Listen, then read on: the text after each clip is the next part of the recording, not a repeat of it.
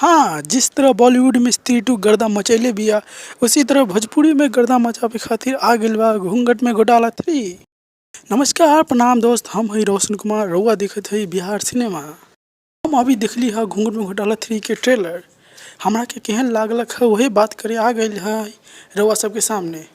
तो शुरू कर ले वीडियो के। सीधी बात, नो बकवास। फिल्म में कॉमेडी भरपूर बा, लेकिन हॉरर डर तनको न लागलक हमरा के समझ में ना आवेला इंडिया छोड़ विदेश काहे चल जाला। प्रोड्यूसर डायरेक्टर सब विदेश जाए के में जो खर्चा होला उसमें इंडिया में ही अच्छी फिल्म काहे ना बना देवेला सबके सब। फिल्म में इंडिया लंदन के तो बहुत सीन दिखाइल बा, बहुत सुंदर सुंदर लोकेशन है और बनारस के भी कुछ सीन के शूटिंग भइल बा। फिल्म में प्रवेश लाल यादव और तीन गो हीरोइन है, अम्रपाली दुबे, नीलम गिरी और ऋचा दीक्षित। और एक और है अंग्रेजी हॉलीवुड के कोई हीरोइन है और एक्टर है। बाकी म्यूजिक तो ठीक ठाक है। फिल्म 13 सितंबर से रिलीज हो रहा बा। रउआ लोग जरूर जाके देखी। अगर हमारे घर के नज़दीक अगर लागी फिल्म तो हम जरूर जाके देखम।